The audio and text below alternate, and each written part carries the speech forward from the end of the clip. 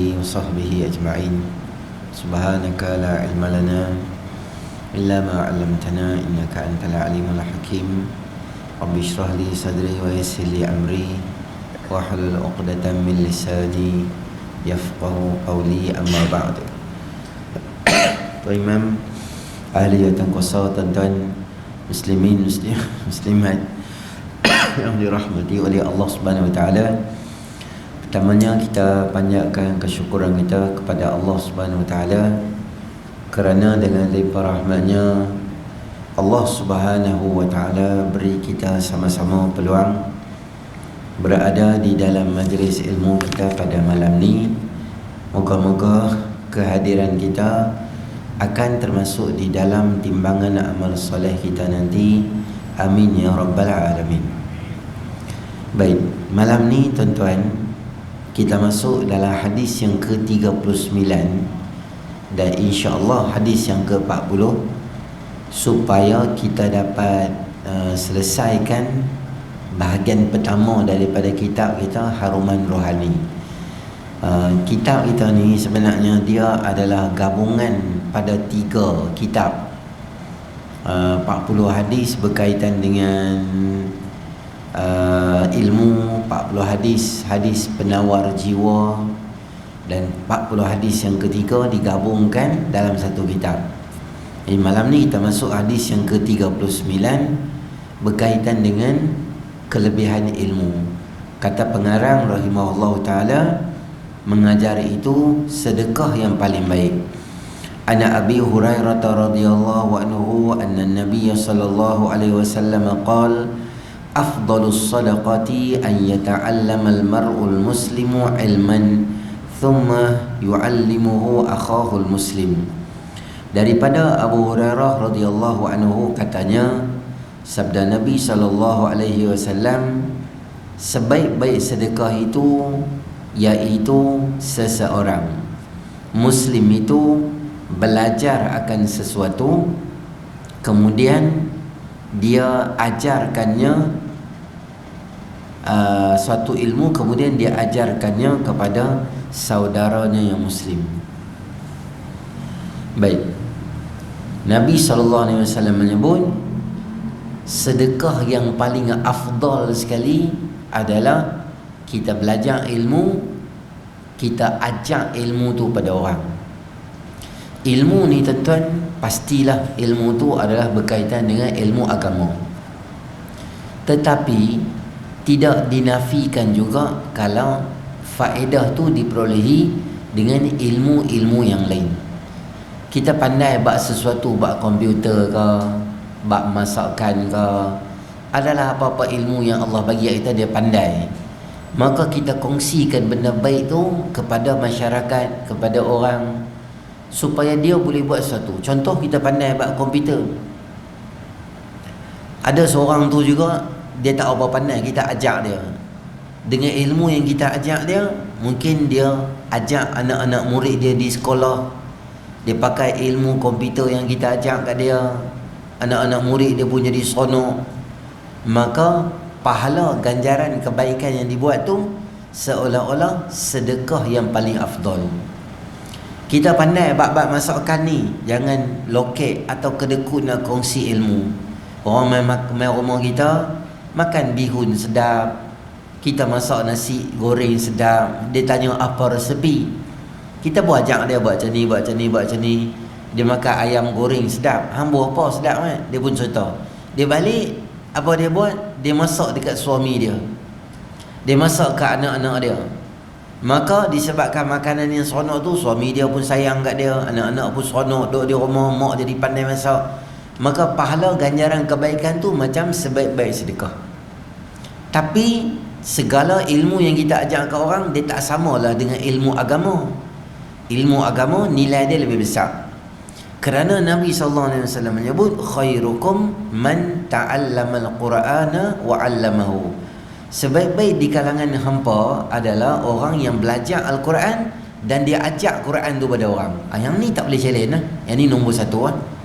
Sebab tu saya selalu bagi tahu dekat tuan-tuan, anak kita, cucu kita, anak belakang kita, contohnya anak kita lah, tak utama atau cucu kita, Kalau boleh Fatihah, tahiyat akhir, alif sampai ya, basic-basic beragama, Iqra' satu lah senang kita habaq.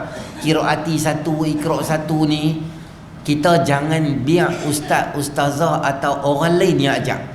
Biar kita yang ajak. Sebab apa? Sebab dua hadis tadi tu. Satu, orang yang paling baik adalah orang yang ajak Quran. Dan kita ajak Quran pada anak kita sendiri, lagi hebat. Nombor dua, sebab anak kita dia akan baca Fatihah ni sampai dia mati, meninggal dunia. Daripada kecil sampai dia besar, dah kahwin universiti lah, kahwin lah apa, sampai dewasa, kita pun tak ada dah. Allah bagi pahala sebab kita yang mula ajak Quran dekat dia. Maka jangan kita hilangkan pahala yang Allah nak bagi kat kita free tadi tu. Macam saya main kongsi dengan tuan-tuan, nak kata mengajar benda lah, kongsi hak mana tahu macam tu je.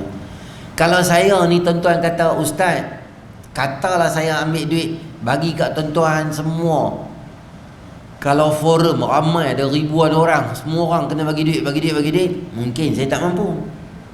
Tapi bila saya main mengajar kat tuan-tuan, kongsi dekat tuan-tuan, dapat ilmu, macam pahala kita tu bersedekah. Bukan bermakna menafikan sedekah. Tak payahlah derma ustaz. Sebab apa? Sebab saya dah ajar dah anak saya Fatihah semua, anak saya dah pandai dah. Jadi saya tak payahlah derma. Derma ada pahala dia. Kita buat ni seolah-olah derma pahala, ada juga pahala sedekah. Itu sangat besar di sisi Allah Subhanahu Wa Taala. Jadi kita ada ilmu apa-apa pun, jangan kita nak kedekut, tak mau kongsikan dengan orang. Ajak je orang, benda baik lah. Kongsi benda tak elok. Kongsi benda tak elok, kongsi benda nak tipu orang, cara nak ranjau orang, tu tak mahu lah. Seterusnya hadis yang 40, pahala berterusan. Kata Abu Hurairah radhiyallahu anhu qala Rasulullah sallallahu alaihi wasallam, idza mata al-insanu inqata'a amaluhu illa min thalathatin, sadaqatin jariyatin aw ilmin yuntafa'u bihi aw waladin salihin yad'u lahu, wa fi riwayatin idza mata ibnu adam. Daripada Abu Hurairah radhiyallahu anhu katanya, Nabi sallallahu alaihi wasallam bersabda, apabila mati seseorang manusia, maka terputuslah semua amalannya kecuali 3. Putus semua amalan ni maknanya apa? Orang yang mati tu, dia tak boleh bangun untuk semayang dah. Dia dah, benda baik dia tak boleh buat dah. Dia sendiri buat tak boleh dah. Maknanya dia sendiri bangun, dia sendiri pergi semayang, dia sendiri derma, dia sendiri benda baik orang yang mati tu dia tak boleh buat dah. Tetapi adakah bermakna pahala dia tu terputus dan terhenti juga? Tidak. Pahala dia masih ada lagi ruang untuk masuk. Seolah-olah dalam kubur dia tu, ada satu wire yang masuk daripada kubur dia, daripada atas sampai ke bawah. Wire tu macam karen, macam pahala duk turun pi ke kubur dia. Walaupun dia tak bangun dah, dia tidur je kat kubur dia, tapi pahala dapat. Macam mana dia boleh dapat pahala banyak itu? Ada 3 benda yang dia buat. 3 benda masa dia hidup tu dia buat, maka dia dapat pahala yang sangat banyak.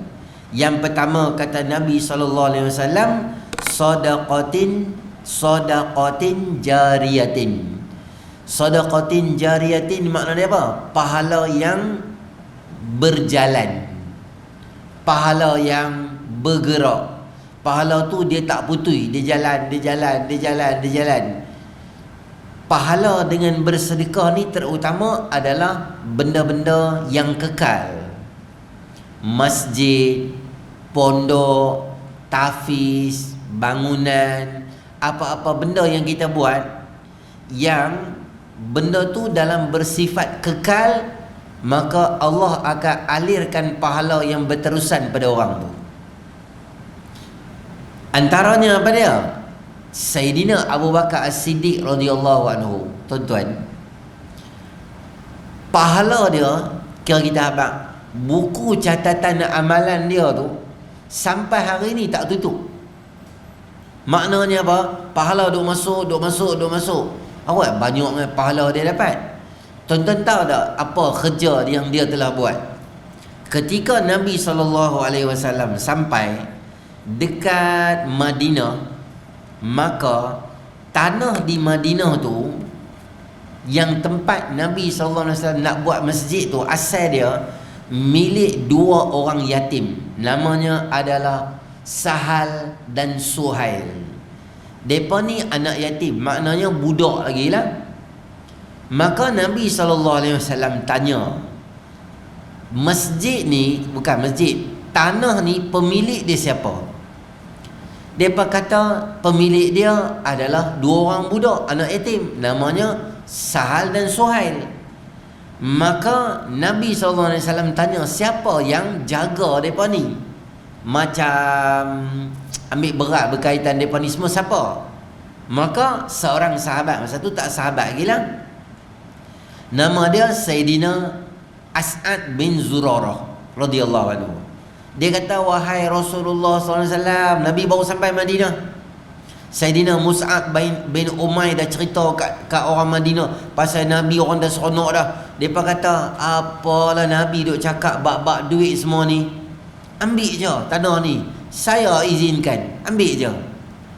Maka Nabi SAW kata, kamu ni wakil je jaga anak yatim ni, kamu tak boleh bagi izin.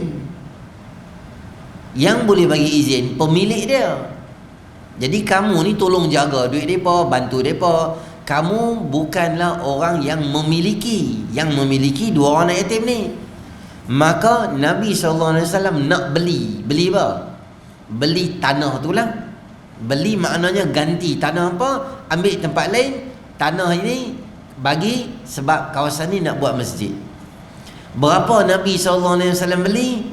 Dengan harga 200 dirham. 1 dinar, dia dinar dengan dirham, dia lebih kurang lah, saya beritahu kat tuan-tuan. Dinar ni, dia harga dia adalah lebih kurang 1 kilo daging. 1 kilo daging ni dia ada lebih kurang, kalau kita dia main 36, tengoklah. Kalau tempatan dia main sikit lah, 36, 38 boleh lebih ke. Kalau biasa ais punya dia boleh pergi 32, tak jauh mana pun, lebih kurang sikit lah, beza sikit-sikit je. Jadi 1 dirham, kalau 1 dinar maknanya 12 dirham. 1 dinar 12 dirham. Jadi harga yang Nabi SAW minta adalah yang Nabi bagi kat dia adalah 200 dinar. Kiraan kita lebih kurang harga dia RM72,000. 72,000 ni kira besar ha? Tentuan lah, 1400 tahun dulu 200 dinar tu kira besar ha? Sekarang pun besar 72,000. Tambah dulu kira besar sangat ha? Nabi ni baru duk wakil dia bagi tahu 200 dinar tu, baru duk main bincang tu, Sayyidina Abu Bakar main lah, tak dan open lagi. Tak dan bagi tahu kata nak buat derma pakai kutik seorang sikit, tak dan, dia buat main uncang, wahai Nabi SAW, ini adalah duit 200 dinar, ambillah untuk beli kawasan tanah yang didiami oleh, yang dimiliki oleh yatim Sahal dan Suhail tadi ni. Nabi SAW beli. Tuan-tuan, semua ilmu yang orang belajar dalam dunia ni semua asal dia mana? Asal dia Masjid Nabawi ya. Di lokasi asal masjid lah Nabi ajak fiqh, Nabi baca ayat Quran yang turun, Nabi baca hadis, habaklah tasawuf ke apa ke, semua ilmu asas di situ. Daripada asas ilmu di situ, sahabat bergerak, tabi'in, salafus soleh bergerak, zaman ilmuwan apa semua bergerak, sampai kita duk mengaji hari ni. Pahala mengalir ke siapa? Mengalir ke Sayyidina Abu Bakar As-Siddiq Tu orang panggil pahala yang tak putus-putus.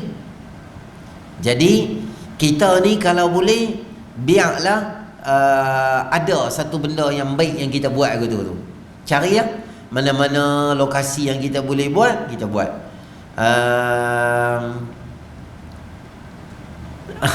Saya cadang. Antara benda nak dapat pahala sedekah yang jariah ni, tuan-tuan tahu apa dia?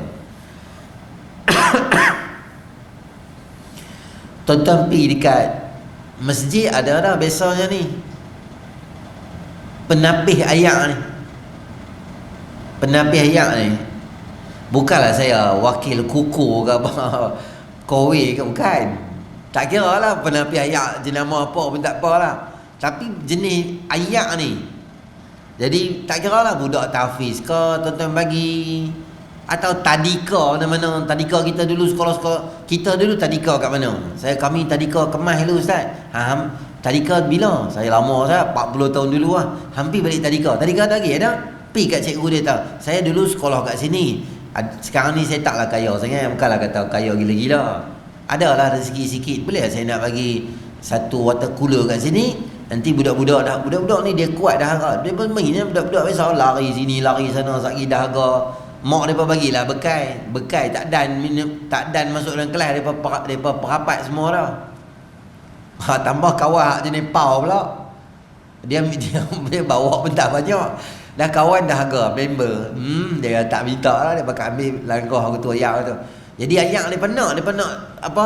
Dia nak top up ayak tu. Yang kalau kita bagi, pahala banyak tuan-tuan. Kita kata dia, tiap-tiap bulan aku bayar. Hampa tak payah risau apa, servis apa semua, sekali dia main, apa-apa dia telefon aku nak lokasi yang nak letak ni. Pahala, aku nak hadiah pada mak aku yang meninggal dunia. Pahala, nak hadiah pada arwah bapa aku meninggal dunia. Macam ni tuan-tuan, 5 bintang. Yang tu pahala berlambak-lambak turun. Mak bapak tu kira duk saja, Allah tak pahala banyak. Niat bersedekah tu. Tak kira lah, sekolah rendah ke. Tuan-tuan dulu sekolah rendah kat mana? Pergi tanya, alah sekolah kami dah ada. Tak apa, tambah satu lagi. Sebab sekolah ni ramai, 1000 orang, tak cukup satu. Tak dan, dia nak top up, nak tapis tak dan. 2 biji lagi. Tak apa, saya cari kawan-kawan saya lagi dekat grup alumni kawan sekolah menengah ke rendah kami hantar lagi. Boleh tuan-tuan cari pahala sikit. Masjid biasa dah, kebanyakan masjid dah ada dah ni. Tak kira lah jenama apa pun. Jadi ayat tu bersih, orang boleh guna, orang boleh minum, pahala dapat banyak. Ataupun benda-benda lain lah, tuan-tuan cari apa-apa yang boleh wakaf pahala besar tu. Tuan-tuan singgah surau mana-mana semayang, mikrofon punya teruk. Tok Imam baca apa pun tak dengar. Jadi dulu kalau mikrofon jenis bol kat ni, jenis bol mikrofon sini mentau lah dalam paramai suara, paramai surau tu. Tuan-tuan ada duit sikit, tak apalah, saya sponsor lah PA system surau ni. Pahala tuan-tuan. Tiap-tiap kali kawan tu azan, boleh pahala kita. Selagi surau tu ada, selagi PA system tu ada, selagi Tok Imam tu duk baca, pahala. Jadi cari ya, balik rumah cari apa benda aku nak buat. Wakaf pahala yang sedekah jariah. Maknanya meninggal dari dunia, tapi pahala tu duk jalan. Sponsor budak-budak pergi belajar boleh ke? Dia belajar kan? Budak nak belajar agama ke, tak agama pun, tengok anak dia susah nak masuk universiti baru ni, kita bagilah sikit, lah simpan kat hang duit. Untuk apa? Anak hang nak sambung belajar. Budak tu pergi universiti bagus, jadi budak yang bagus, dia kerja cari rezeki halal. Semua Allah bagilah pahala tuan-tuan. Terutama yang kekal. Maknanya selagi budak tu belajar ilmu, dia sampai ilmu tu dekat orang belajar apa semua pahala dapat. Nombor 2. Yang kedua adalah ilmu yang bermanfaat. Atau ilmu yang bermanfaat. Kita cerita tadi ya, kita belajar, kita ajak orang. Kawan tu dia belajar daripada kita tu, lepas tu dia guna. Walaupun ilmu tu tak ilmu agama pun, macam tadi yang saya habaq tu, ilmu tu baiklah. Selagi dia duk masak kat suami dia, selagi tu kita dapat pahala. Kita ajak dia tu repair aircon.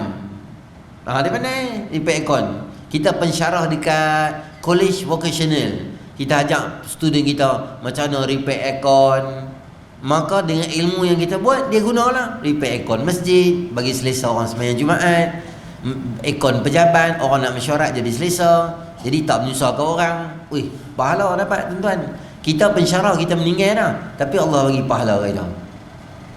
Automotif, kita ajak orang repair kereta, dia ajak ilmu ke orang.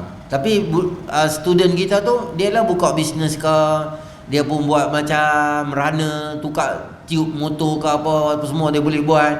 Orang rosak kereta pukul 12, perempuan 12.30, seorang telefon suami tak dapat, kita ada orang telefon, kita pergi repair dia pun seronok. Pukul 1 pagi, 2 pagi kereta rosak tengah jalan, kita kira on call pergi tolong. Oi, orang rosak kat jambatan pertama, jambatan kedua, kita pergi tolong. Lebih kurang halal kita tak, kita cah juga sama juga, tapi pahala dapat sebab membantu orang. Tambah dia dengan family dia tepi jalan, takut orang towing main tipu, kita main repair hak betul. Oi, siapa yang ajak kat dia tu ilmu tu, Allah bagi pahala. Tambah belajar ilmu agama, belajar ilmu agama, supaya orang semua ada satu isu, dia main, dia cakap supaya orang pun jadi terang. Oh, macam ni boleh, macam ni tak boleh, macam ni tak boleh, macam ni boleh. Masyarakat jadi cerdik, maka pahala dapat semua benda dapat. Tu ilmu yang Allah beri manfaat yang banyak pada kita. Maknanya kita meninggal dunia dah. Kita meninggal bila? 1982 mati dah. Sampai hari ni pahala duk turun gedebuk pahala. Sebab apa? Sebab kita buat benda-benda tu. Ataupun yang ketiga apa dia? Waladun waladin salihin yad'u lahu, atau anak yang soleh yang kita ajak dia. Ilmu macam tu lah tuan-tuan. Imam Nawawi meninggal lama lah, dia tulis kitab. Sampai hari ni orang duk hidupkan dia lagi. Orang kata apa? Berkata Imam Nawawi, berkata Imam Syafi'i, padahal meninggal 1000 tahun dulu dah. Seolah-olah dia hidup, seolah-olah dia duk cakap. Pahala dia tulis kitab tu, dia bincang, dia susah payah cari hadis, cari ayat Quran, cari pendapat ulama, dia bubuh dalam kitab dia, kitab majmuk dia bubuh dalam kitab Riyadhus Salihin. Orang duk baca. Pahala tu berlama-lama dapat. Tu nama dia orang bijak sini dan bijak sana. Dunia dapat, akhirat dapat. Yang ketiga, anak yang soleh, yang doa pada dia. Bila kita meninggal dunia, kita tinggal anak yang baik-baik, anak tu akan doa kita. Tuan-tuan pernah dengar tak hadis Nabi SAW dalam kitab Adabul Mufrad karangan Imam Bukhari, dalam bab keempat ke kelima, bab tu nama dia Birrul Walidain, buat baik pada ibu dan bapa. Dalam bab tu ada sebuah hadis Nabi SAW sebut, Nabi kata apa? Ada seorang tu, dia duduk dalam kubur, tiba-tiba dia diberikan pakaian yang hebat, dia diberikan makanan macam dilayan macam VIP, kelebihan yang banyak diberi pada dia. Dia tanya, wahai Allah, kenapakah aku diberi semua kemuliaan ini? Maka apa kata Allah Subhanahu Wa Taala pada lelaki tadi ini?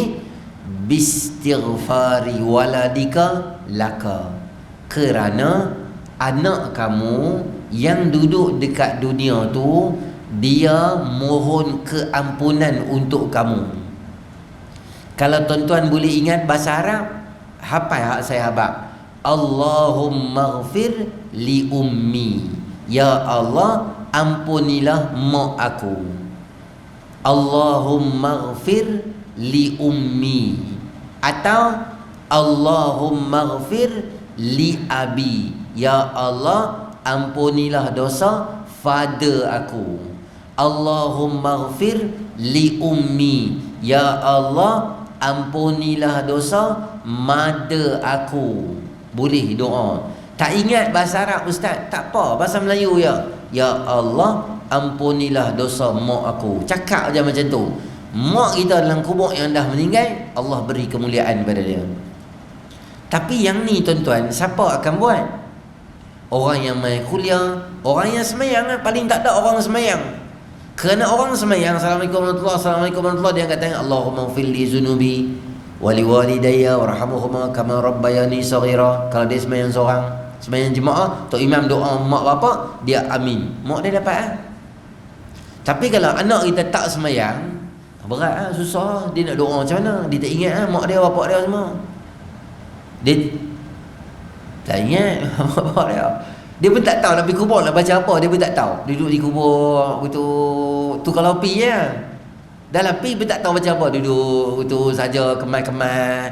Ni apa gitu. Yang penting bawa ayak. Ayak tu kalau hantar bawa tu kira hang mampu lah. Handuk balik pulau pun dia bersorang pergi ambil balik. Ayak ni kira penting sangat Dia bukan mau ayak. Dia mau ayak ke? Ayak tu penting. Kalau tu batas ubi tak apalah untuk buah ayak. Ataupun hang nak tanam cabai Melaka, tak apalah, ayak tu penting. Ayak tu hari pertama. Sebab apa hari pertama? Sebab kita dah korek. Tujuan kita tuang tu nak pergi kejap balik tanah tu semua. Itu je. Apa yang kita buat dekat luar, dia tak masuk di dalam. Dia tak penting. Anak kita mau apa? Hampir berdiri kat situ, hang baca Yasin. Yasin saya tak ingat. Baca Qul Huwallah, hang ulang-ulang je. Ingat Qul Huwallah. Qul Huwallah pun tak ingat dah, saya tak pandai ingat. Al-Fatihah ingat. Al-Fatihah tak ingat, mana kena jet Fatihah hang ulang Fatihah. Ya Allah, tak tahu. Ya Allah ampuni dosa mak aku. Ya Allah ampuni dosa bapak aku. Ya Allah ampuni dosa mak aku. Hang ulang tu ya. Kalau pandai baca Fatihah, kalau pandai baca tahlil, kalau sedekah hadiah kat pahala, baca Yasin, baca hadiah kat mak kita, hadiah kat bapak kita. Tak pandai, hang duduk tepi tu, hang baca apa? Baca doa tadi ya. Allahumma ighfir li ummi, Allahumma ighfir li abi. Boleh baca? Boleh je. Apa-apa benda kita baca. Maknanya kita jenis tak sembahyang. Tuan-tuan, ramai kadang-kadang mak meninggal, dia boleh duduk di mana? Dia boleh duduk di bawah, dekat surau tu, dia duduk di bawah, dia duduk sila orang di atas. Sila. Mai. Sila. Dia duduk buat macam rumah kenduri. Dia duduk di bawah. Kita kata, mai, tak apa. Dia kata, tak apa Ustaz. Ustaz buat dulu Kita kata, mai lah. Tak, memang bagusnya hang jadi imam lah. Tak apa, tak pandai jadi imam pun tak apa. Ramai je, hang duduk belakang. Aku jadi imam, tak apa. Hang pandai imam, hang imam. Paling bagus. Doa aku buat tak apa. Doa pun hang tak ingat. Doa hang tak ingat pun tak apa. Aku buat semua benda. Hang mai duduk belakang je. Dia kata, tak apa Ustaz. Ni kasut dah, pakai kasut dah. Payah nak buka kasut-kasut. Tu mak hang kot. Last punya semayang, nak semayang kot. Yang nak kira pasal kasut sebab apa? Sebab dia tak semayang, dia tak ada bikak masih mak dia susah dan sebagainya. Maka kita kena banyak doa supaya kita diberi anugerah. Tapi saya nak bagi dekat tuan-tuan, apa yang kita tanam, itulah kita tumbuh. Tuan-tuan kan tanam temikai ya tumbuh. Kita tanam sawi ya tumbuh. Kita tanam pokok apa? Pokok tu naik macam tu Maknanya anak yang soleh ni dia bukan main saja macam tu kita biar tu anak tu main dah. Dia mesti ada kerja kita buat. Macam kita tanam tanam ni maknanya kita tak boleh biar pokok tu. Tanam maknanya kena siram, kena tengok baja dia, kena spray racun posa, kena beli baja elok. Dia besar sikit, kena adalah benda yang kita kena buat sampai dia hasilkan buah yang elok. Kalau kita biar macam tu je, apa akan jadi? Lalang. Pokok duri, lalang. Kita beli rumah dekat Perak, dekat Parit Buntang, tak pi lama, 3 bulan tak pi dah. Rumput panjang-panjang rumah tu. Rumput tak payah siram, rumput hang tak payah bau baja, rumput tak payah apa. Bukan kata rumput, bahkan bila rumput panjang, hang tak payah buat surat rasmi panggil ulak akan mai. Hang tak payah buat surat rasmi untuk panggil kalajengking. Semua binatang bisa akan mai. Sebab kawasan tu sesuai untuk dia. Sebab kita biar dia. Anak-anak macam tu bila kita biar lah. Tahu lah mereka. Cikgu sekolah ajak lah. Takkan hamba tak tahu semayang kot. Hamba yang pasal biar macam tu ya. Kemungkinan nak jadi lalang tu pun besar. Kemungkinan nak jadi pokok tu yang elok tu mustahil. Maka kita kena tengok tang mana. Ada hari boleh bawa main masjid, kita bawa dia main. Ada hari kalau tengok keluarga kita, isteri kita ada forum ke, ada ceramah mana-mana ke, atau alim ulama mai ke, tok guru mai ke pada jauh, kita bawa mai lah. Biar anak kita dia tengok muka orang baik-baik. Biar kita, mata kita selalu melihat orang baik-baik. Li ajli nazar. Tujuannya adalah untuk melihat orang baik-baik. Bagus ya tu tuan-tuan. Semua tu membina karakter masa depan. Kata Imam Suyuti, aku ni boleh jadi ulama muhadis yang hebat sebab apa? Sebab bapa aku kecil-kecil dia akan bawa pergi semua majlis para alim ulama muhadisin zaman aku. Ada je majlis dia bawa. Dan dah habis majlis dia akan bawa anak, dia kata, wahai tuan guru, doakan anak saya jadi muhadisin yang hebat. Dia kata, punya ramai ulama doa kat aku masa aku kecil tu, bapa aku selalu aku bawa, sehingga Allah beri pembukaan pada hati aku boleh belajar, boleh hafal hadis, aku pula jadi ulama. Sebab bapa dia rajin bawa. Bawa yang bawa pergi tempat-tempat merepek. Julia Street tak payah bawa anak pukul 12.30. Tu semua tempat merepek tu. Semua duk lambai-lambai kat tepi semua tak sesuai.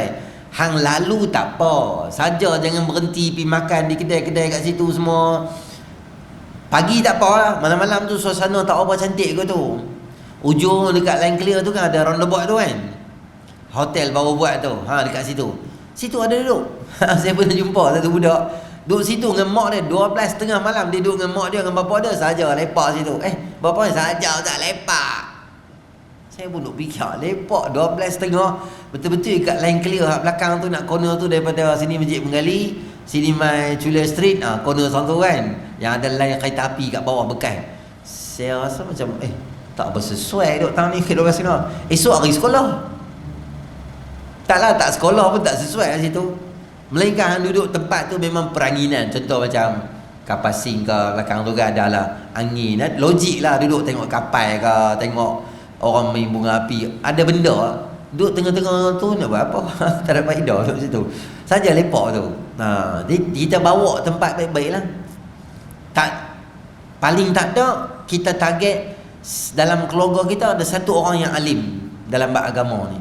Tahfiz ke seorang paling kurang lah bagi ada. Alah, ustaz abang lambat. Ayah anak-anak semua besar lah tu. Macam mana dia buat gitu? Tahu tu apa maksud dia? Tu semua akal nak menikah lain tu. Tahu dah. Dia punya akal dia pusing kat lain. Lain orang cerita lain. Maksudnya dia salahkan ustaz. Itulah ustaz abang saya lambat. Kalau ustaz abang saya kecil, masa saya anak-anak kecil boleh lah. Dah pun baru main masjid. Dulu hang duk enjoy kan, ronda merata belakang sikit mau duk enjoy. Tak apa, tak apa. Anak-anak besar lah tak apa. Mungkin cucu dia. Salah seorang kan. Kalau tak ada anak menakan kau. Tak ada ustaz, semua besar-besar semua. Saya pun anak-anak semua besar dah. Ada orang tahu dia buat apa? Dia pergi dekat Mat Tafiz. Pergi kat Mat Tafiz tanya, ustaz, dekat sini ada tak budak-budak yang dia bagus tapi dia susah? Ada. Ustaz kata ada 5 budak. Saya ambil daripada Kemboja, ada main pada petani, ada budak Perak ni 2 orang, ada seorang budak ni apa ni. Depa ni memang betul susah tapi depa rajin ngaji.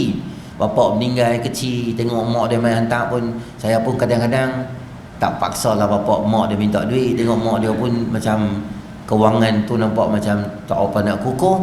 Jadi saya ada, saya ambil. Tak apa ustaz. Boleh tak 5 budak ni atau 2 budak ni saya sponsor setiap bulan berapa? Sebulan RM180. Tak apalah ustaz, saya bayar lah. Panggil budak tu 2 orang. Panggil, mulai hari ni pakcik bayar kat hangpa lah. Nanti lepas tiap-tiap kali hamba baca Quran, hamba doa lah kat pakcik, bagi pakcik sihat, bagi Allah ampun dosa pakcik, bagi Allah. Boleh cakap dah. Budak apa? Depa tu mengaji, depa doa. Boleh tak? Boleh. Ada satu hari saya kuliah muslimat, satu kak tu lah, makcik lah, pencin lah, 50-60an macam tu lah. Dia tak berkeluarga. Dia macam memang tak pernah berkeluarga, tak ada anak.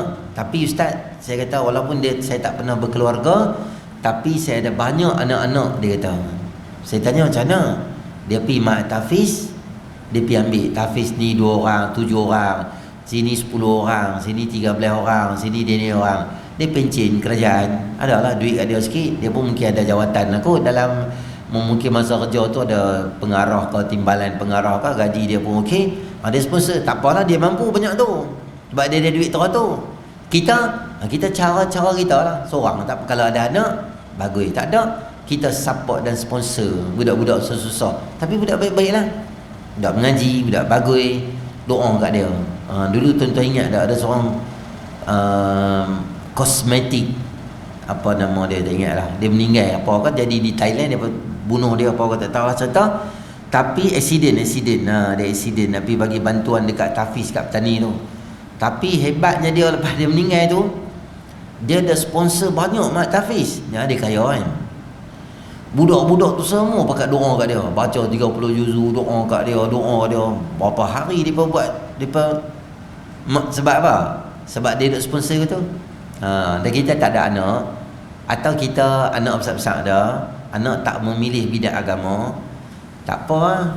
Bukan mesti pilih bidang agama. Kalau pilih, dia ada hati, ada rezeki kita, okey. Jangan kita kecewa, anak saya kita paksa anak pergi tahfiz, kan gitu. Dia mau tak apalah. Tak tahfiz pun dia semayang, tak tinggal, hormat orang, bagus juga jenis tu. Kalau ada anak kita mendalami agama, lebih bagus. Tak ada ustaz, anak-anak saya pun tak tengok macam tak apa minat ya. Tak apa, tak ada masalah. Boleh. Ada, kita hantar. Jangan paksa dia lah, kita pujuk dia.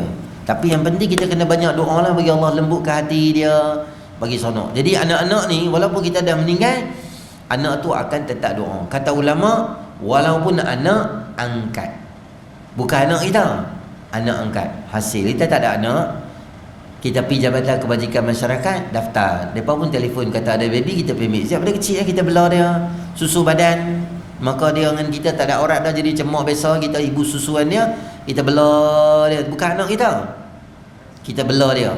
Kata ulama, dia angkat tangan, dia doa, Allahumma ufilli zunubi wali walidayya, ya Allah ampun dosaku, dosa mak bapak aku. Hasil doa tu pada mak bapak dia yang jaga dia pada kecil tu, macam mak dia dan anak dia juga, sebab dia jaga pada kecil. Baik, penutup bagi kitab, bagi apa, bagi siri pertama ni, nas'alullah ta'ala husnaha, semoga Allah kurniakan pada kita husnul khatimah, mati dalam keadaan beriman. Bagi mengambil berkat bagi penutup kitab ini, maka di sini kami ingin sebutkan sebuah hadis yang serupa dengan hadis yang telah kami sebutkan pada hadis yang ke-6 dulu, iaitulah hadis qala Rasulullah sallallahu alaihi wasallam, man salaka tariqan yaltamisu fihi ilman sahhalallahu lahu bihi tariqan ilal jannah. Sesiapa yang menjalani suatu jalan, mencari akan ilmu, maka Allah memudahkan baginya jalan kita untuk menuju ke syurga. Hadis riwayat Imam Bukhari, Tirmizi dan Ibnu Majah. Allahumma sahhil lana tariqal jannah wa adkhilna al-jannata ma'a khairil bariyah wa sallallahu ala khairil anami wa ala alihi wa ashabil kiram wattabi'ina ala dawami walhamdulillahi rabbil alamin. Maka hadis yang pengarang kita bawa ni adalah apa dia? Siapa yang menjalani satu jalan untuk belajar, untuk mencari ilmu agama Allah. Dalam konteks kita mai Masjid Surau ni, saya selalu habaq, semua kita pahala tak sama. Ada orang yang dia susah nak main kuliah ni, sebab mungkin dia ada anak yang tak sihat, anak OKU, anak dia tu kena bagi makan dulu, anak dia tu manja. Ada anak OKU, dia rapat dengan bapak dia, jadi bapak dia nak main kuliah ni tuan-tuan, dia kena buat makan, kena apa, kena suap dia semua selesai, jadi sampai waktu tenang baru bapak dia boleh main. Setiap kesusahan dia main, Allah kira pahala yang banyak di sisi Allah. Ada orang jaga mak dia, ada orang jaga bapak dia, susah, kena tukar pampers, kena tukar ni apa, pampers mak dia, bagi susu, bagi makan, nak jaga baru boleh main kuliah. Pahala dia tak sama dengan kita. Ada orang dia sakit, dia tak boleh duduk lama, tak boleh berdiri lama, ada belakang dia sakit yang tu ini, dia main kat kuliah. Pahala dia tak sama kita. Kita main saja tak ada apa, relax, kita main duduk sana tengok, pahala juga. Tapi lebih susah, lebih banyak pahala. Tuan-tuan main kuliah, hari tak hujan. Tuan-tuan main kuliah hari hujan, lebih banyak pahala hari hujan. Hari hujan terpaksa susah. Naik motor, cari baju hujan. Kalau dekat-dekat, payung. Angin kuat, payung terbang. Macam lah. Tengah nak jalan kereta pula main bagi, percik selut dengan macam-macam. Pahala semua Allah kira. Maka siapa yang menjalani satu jalan mencari ilmu. Kadang kita main forum, ulama mai, tok-tok guru, para ulama daripada tanah Arab mai. Ramai parking, ya Allah, tu sampai ke mana parking? Cik Kandak tu, Ali Amir parking. Jalan mai sini. Pahala. Tuan-tuan jangan risau. Allah bagi pahala. Lagi susah, lagi banyak pahala. Lagi payah, lagi banyak pahala. Kadang tak dapat duduk dalam. Ramai lambat duduk luar. Duduk luar orang ramai. Duduk mana-mana kasut ke belakang tu dengan tar. Dengan anak kecil menyusu badan lagi. Nak menyusu kena pergi tempat muslimat pula. Dia tak rimai balik. Telefon isteri pula, anak lari tak tahu pergi mana. Biasa semua tu tuan-tuan, Allah bagi ganjaran pahala. Dalam konteks apa? Kita main kuliah maghrib ni. Tapi kalau budak-budak tu pergi belajar ilmu agama, pergi di Syria, pergi di Jordan, tinggal keluarga susah, sakit demam tak ada mak nak peluk. Masa dia demam malam, kalau rumah ada mak boleh peluk, ada bapa boleh pergi klinik.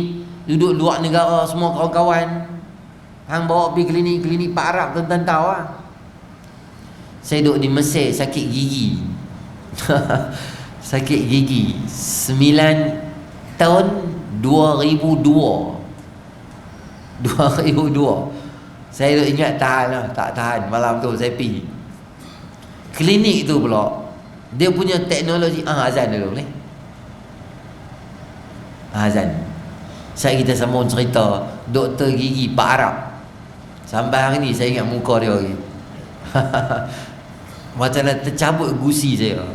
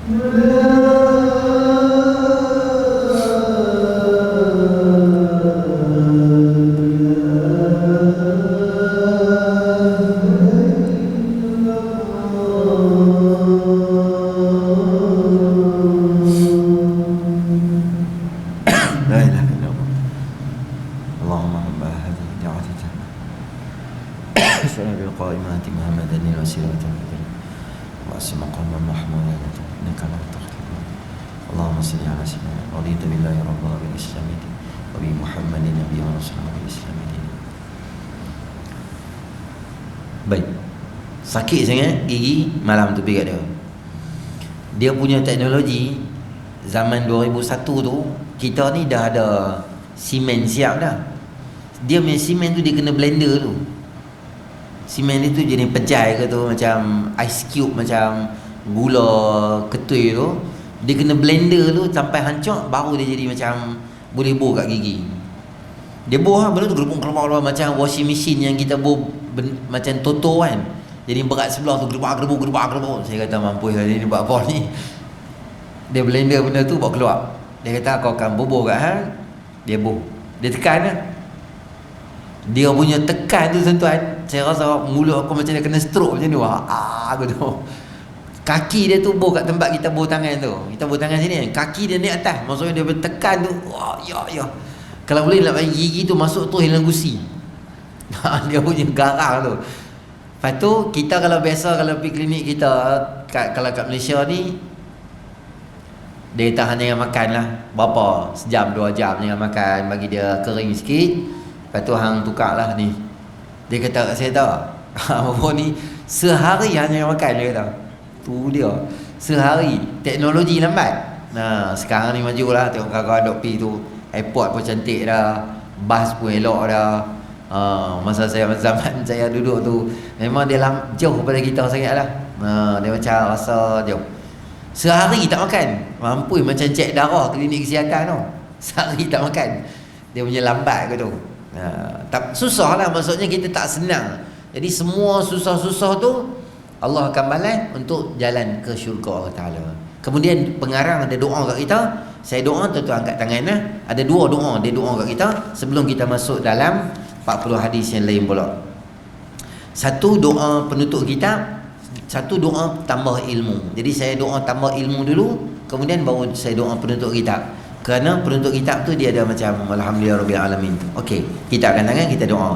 Auzubillahi minasyaitonirrajim. Rabbana zidna ilma wa wasi' lana fi rizqina wa barik lana fi ma razaqtana waj'alna mahbuban fi qulubi ibadika wa azizan fi uyunihim waj'alna wajihan fid dunya wal akhirah wa minal muqarrabin ya kathiran nawal ya hasanal fi'al ya qa'iman bila zawal ya mubdi'an bila mithal falakal hamdu wal minnatu wasyarafu ala kulli hal. Ya Allah, tambahkanlah kami ilmu, luaskanlah kami akan rezeki kami, berkatilah kepada kami setiap apa yang Kau telah kurniakan kepada kami. Jadikanlah kami ini dicintai di kalangan hamba-hamba-Mu yang soleh yang dan mulia pada pandangan mereka. Jadikan kami terkemuka di dunia dan akhirat, dan jadikan kami di kalangan hamba-Mu yang dekat padamu, wahai Tuhan yang banyak pemberiannya, bagus segala perbuatannya, yang sentiasa berdiri sendiri tanpa henti, yang mencipta makhluk tanpa ada contoh terlebih dahulu. Bagimu segala pujian, pemberian dan kurniaan kepada setiap keadaan. Satu doa. Satu lagi doa adalah doa supaya dimasukkan ke dalam syurga.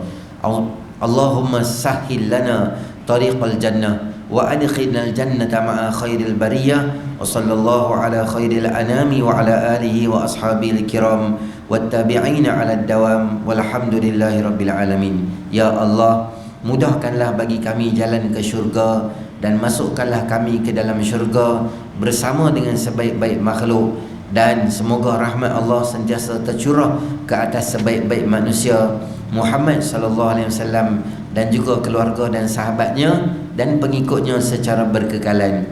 Dan segala puji tertentu bagi Allah Tuhan sekalian alam. Walhamdulillahirabbil alamin.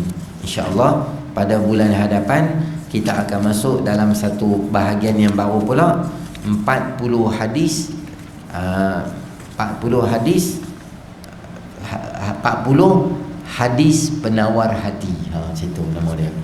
40 hadis penawar hati.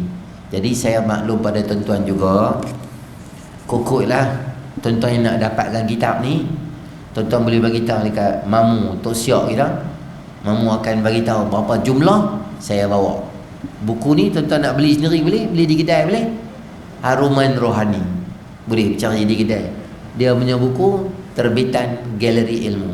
Malai lah ustaz, ustaz tolong beli ya. Boleh juga. Harga 30 ketui je. 3 kali beli Daniel besar boleh belilah kitab ni. Tapi beli kena bawa lah. Tuan-tuan bawa, beli banyak, lain aku seorang yang bawa kitab. Macam tu aku kena ranjau dengan apa. Beli sampai terguling-guling beli kitab. Lain siapa pun tak bawa. Jadi kalau tuan-tuan nak untuk siri akan datang untuk catatan ke apa, boleh bagi tahu kat kita punya Tok Syok, nanti dia WhatsApp saya jumlah. Tuan-tuan bawa mai 30 ketui untuk bulan depan. Nak beli sendiri pun boleh. Tak ada untung apa buat ketui tahun ni, tak ada apa, saja beli ya. Beli sendiri boleh, tak ada beli online pun boleh. Tuan-tuan pernah kan beli Lazada, Shopee mah bu nama ni sat ya. Mungkin online dapat murah sikit, 28 ke 27 promosi ke apa. Boleh beli ya. Bagi ada kitab lah. Okey. Auzubillah tadi tu. Assalamualaikum warahmatullahi wabarakatuh. Auzubillah subhanakallahumma bihamdika asyhadu an la ilaha illa anta astaghfiruka wa atubu ilaik. Wal 'asr. Innal insana lafi khusr illa alladziina aamanu wa 'amilus solihati wa tawassaw bil haqqi wa tawassaw bis sabr. Subhana rabbika rabbil 'izzati 'amma yasifun wa salamun 'alal mursalin walhamdulillahi rabbil 'alamin.